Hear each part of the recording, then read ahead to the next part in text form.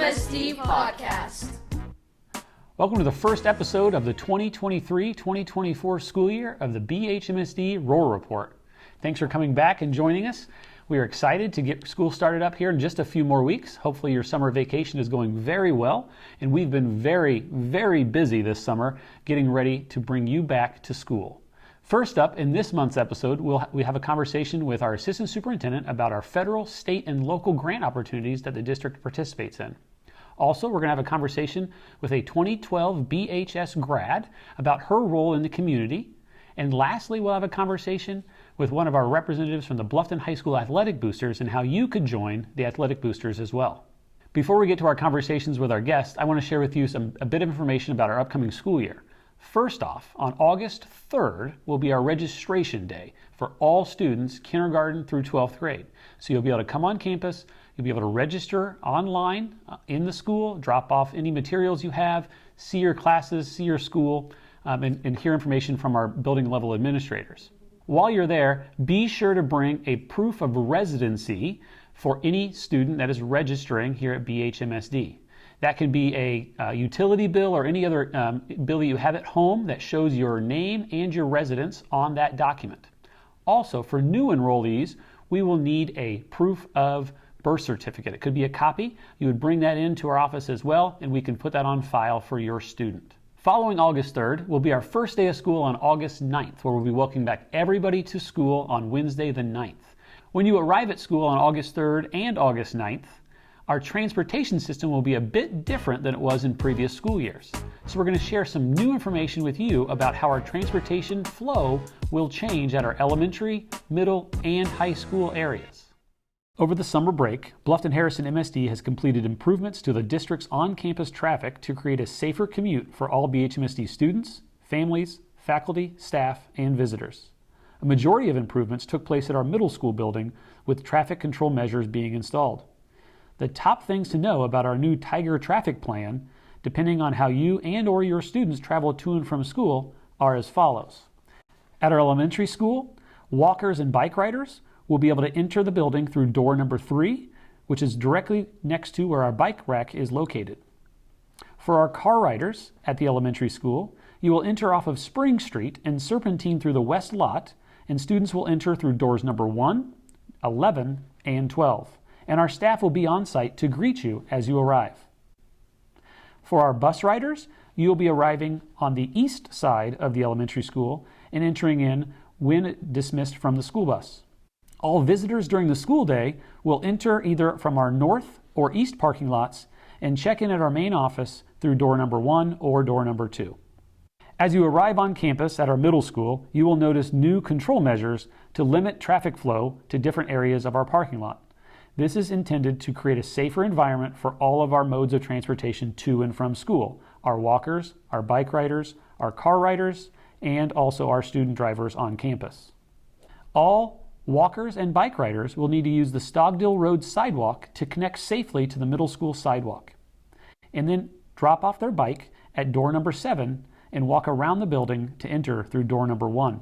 For our car riders at the middle school, Stogdill Road will be the only entrance available for parents to drop off students through the serpentine line in our north lot.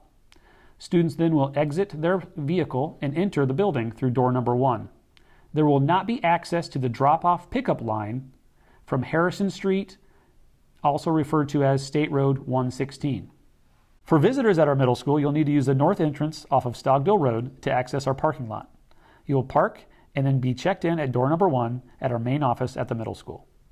At our high school, walkers and bike riders will use the existing sidewalks and walkways to enter and exit from door number 1 or door number 6. The bike rack is located outside of door number 5.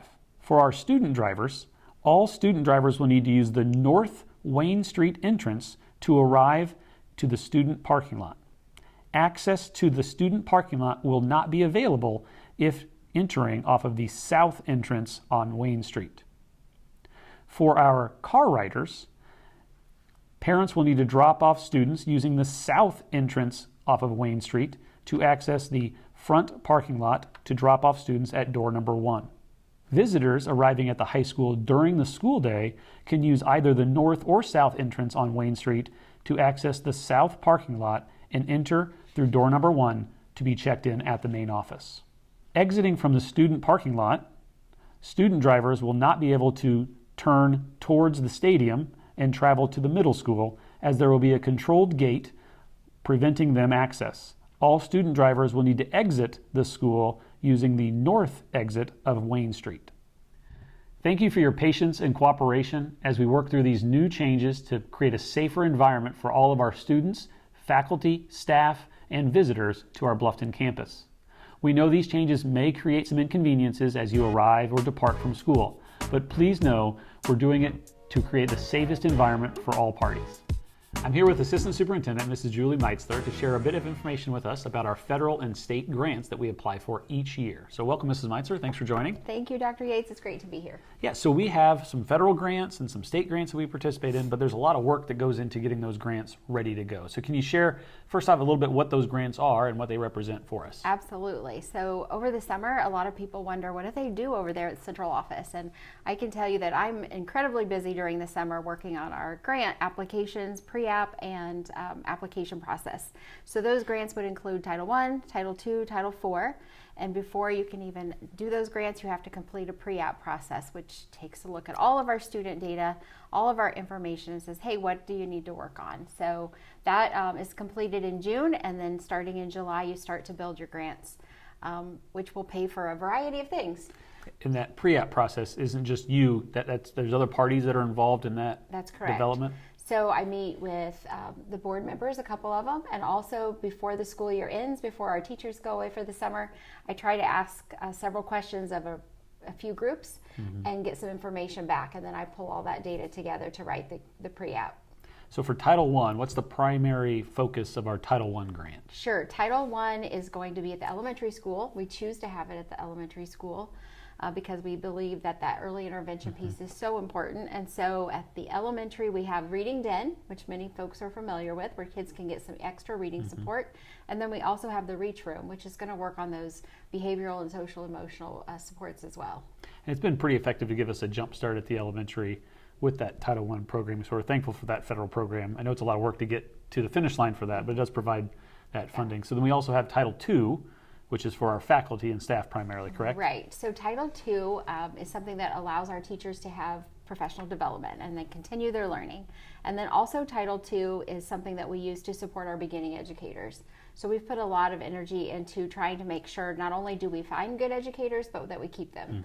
So Title II pays for those kinds of things. This summer, we tried something new with Title II money, and we have about 30 teachers who are doing some summer curriculum work, and they'll get paid a stipend from Title II grant money to have done that work in the summer to allow them to stay in their classrooms during the school year more and be more prepared for the school year. Great.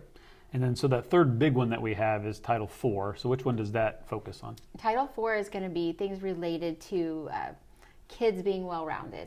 So that's going to be things related to anti-bullying information and education, things related to social emotional learning. You can do some technology pieces in there. We typically focus on things kind of counselor related, things to support our kids and just make sure that they're successful. We get feedback from our different areas. We get teachers and the community on what programs are going into that place. If they have information to share with you, they could reach out and communicate, especially our staff when we're looking at professional development. Absolutely, yes. I talk to teachers and staff members all the time about what else can we do to help you be as successful as possible, because we totally believe that if our teachers are successful, then our students are as well. Great.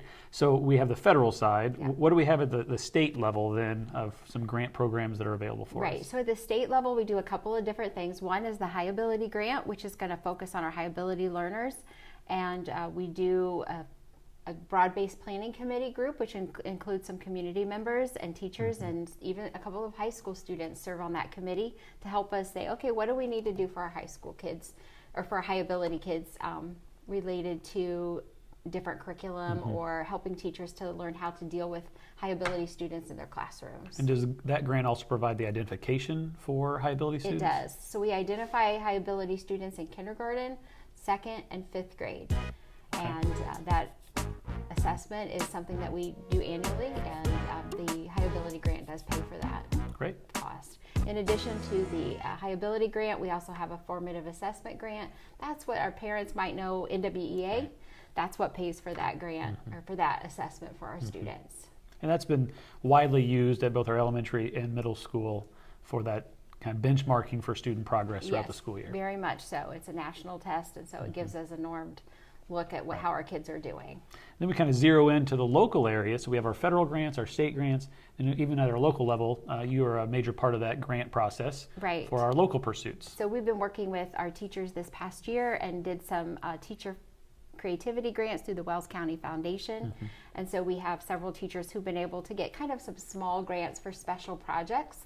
But I try to work with those teachers and help them fine-tune what their idea is before they submit that grant, so that we make sure that we are checking all the boxes and get as many of those grants as we can, because ultimately that helps our programming and our kids. Yeah, from top to bottom, the grants that we have do great things to make our students have a greater opportunity in the classroom and outside the classroom a lot of times as well. So thanks for sharing some information about our grants, and we appreciate all your hard work to get us the dollars to best support our students. Thank you for letting me be here. We're here with the 2012 Bluffton High School graduate, Audrey Dudley. Thanks for joining me. Yeah, thanks for having me. This is fun. We are doing a little bit of segment. We're starting to try to get out the word about some alumnus that we have in our community and beyond. And you are the first selection we have for the Roar Report, so welcome. Fun. And please, first off, share just a little bit about kind of where you're at now. Okay. And then we'll get talking about where you were at in high school as well. Okay. So let's go to, what are you doing here in Bluffton today? Yeah. So I work at the Chamber of Commerce and Economic Development for Wells County. I'm a project assistant and the tourism coordinator. So I've got to be a part of lots of new projects for the county as far as marketing our quality of life, reaching out to visitors and connecting them to what we have here available in the county. But it's been really fun. One of those projects was Parlor City Market, too. Yes. So we can talk about that in a little bit. That's right. One of the projects that I took on for Bluffton Now Downtown Revitalization. So I also work with that organization as well. So it sounds like a lot of your role is connections and relationships with different parties within the community and the surrounding area. So going back in time, 2012 was a little bit ago.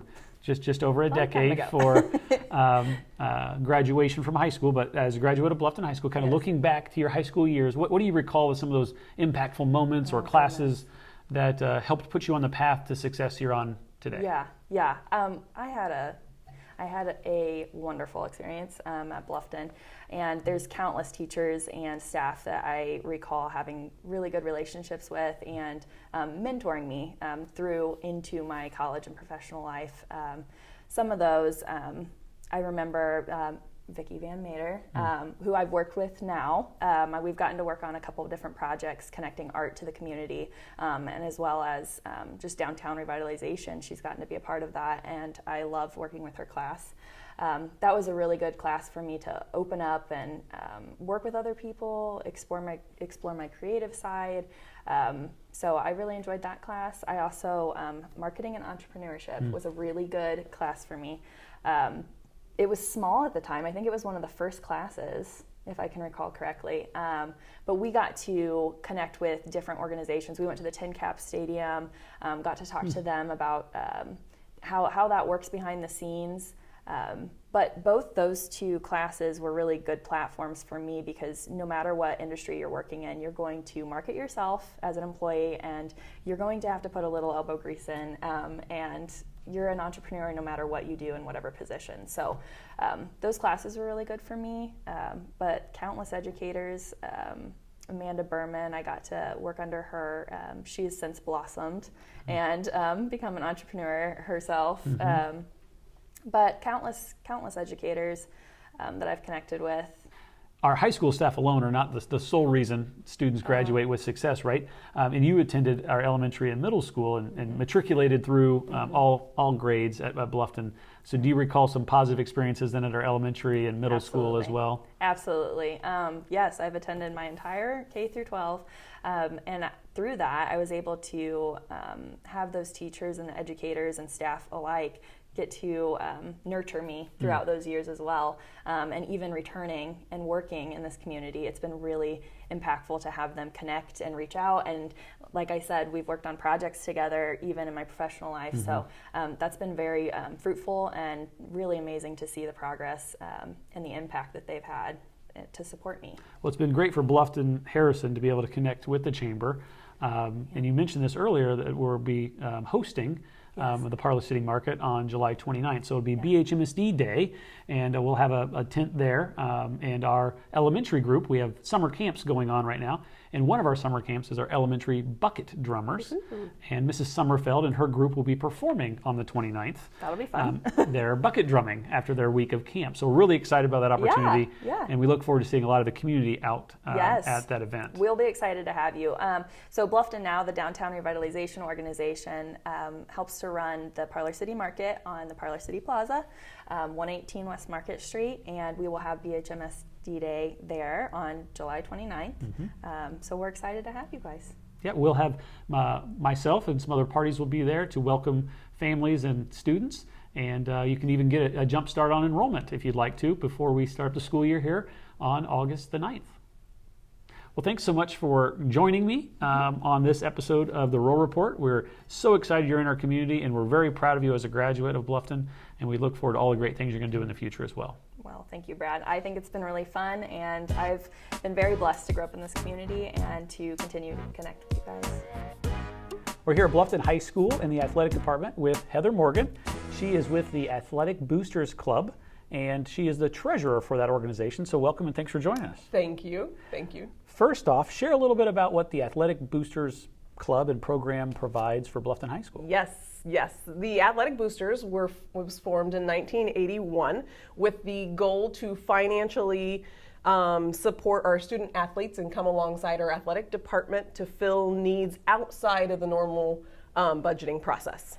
So the members are generally parents of student athletes, or is it a variety of We have a organizations? variety of memberships. Okay. We have parents that are members. We have businesses that come alongside that support membership, but majority would be parents of And athletes. Can parents and or other organizations be members at any point in time? Is there a certain time of the year? We take membership all throughout the year. Okay. Yes, Great. anytime. We usually typically try to have a membership drive, more say, towards the beginning of the school year. Okay. But membership is always welcome at any time of the year. So we'll see that information here coming up in the next month or two when we get to the start of the year. Typically, when the packets go out for school, we try to include information. Right. And then at orientation meetings, we will be set up at orientation at the middle school and the high school, giving out information, answering questions, whatever people would have. So that'll be August 3rd when we'll have our registration day at all of our buildings. So if you're looking for a way to be a part of your student athlete's life in a different capacity other than just being a fan, joining the Booster Club would be a great opportunity. It's a great opportunity with lots of options. So what are some of the areas where they serve, the Booster program serves Bluffton High School in the district? Yes. So coming alongside the athletic department and filling needs outside of the normal budgeting process is the big one. The other thing, the Boosters runs a concession stand for all high school events and middle school events. So we take care of the concession stand for those sporting events.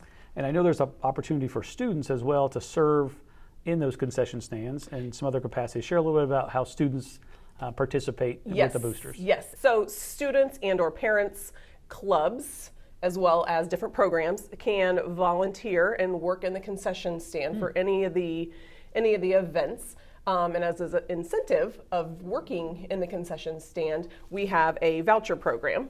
Okay. So when a parent and or student works in the concession stand, they receive a voucher. It's worth $25.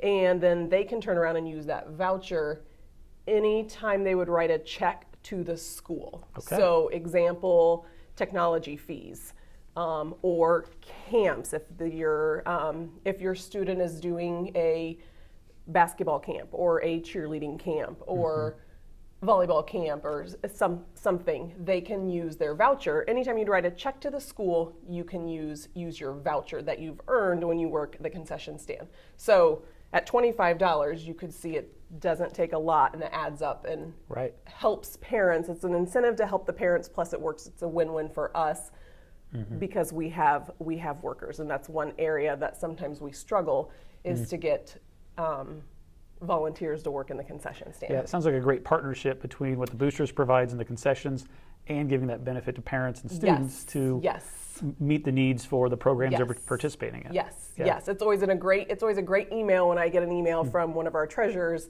at any 3 of the schools that they've collected vouchers, and it's a great win. It's a great win-win for parents to help offset those different costs, because as we know, cost keeps going up, and there's all kinds of variety of expenses that parents have with their students, and it's a win for the parents and it's a win for the boosters.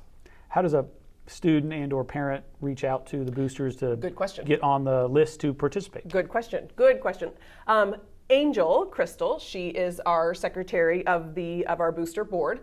She does an excellent job and has organizes the volunteers. So typically she has a spreadsheet that will be listed on our social media platforms that she'll have out there. Typically, she's working now on getting the fall ready. Right now we're looking at the schedule, working with athletic director Steve, Mr. Thompson, and she will get the schedule together of all the events at the middle school and the high school, and she'll have a Google sign-up sheet, and folks can go onto that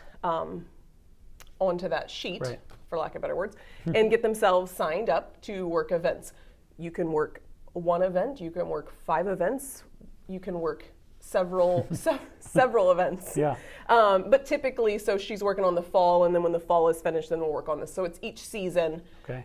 She has been the organizer and does a great job of putting that all together. So Angel Crystal will be the contact, and if a student or parent needs that information, they can reach out to the athletic department, and they'll get connected to the boosters. Absolutely. Perfect. You can contact any of the athletic board members, which the athletic board members, Todd Hartman is the president. Mick Wenger is the vice president. Angel Crystal is our secretary, and then I am the treasurer, and then with Steve, Mr. Thompson. So if you contact any of us, we will get you pointed in the right direction and be glad to help get you set up to help. And I know there's a big event coming up for the boosters as well here at the end of the month or beginning of next month. Yes. So share a little bit about that exciting time. So the booster has their annual golf outing. It's held August 5th out at Green Valley. And it's an annual golf outing event that we have done for several years. Usually very, very well attended. We have 2 flights that go out, a morning flight and an afternoon flight.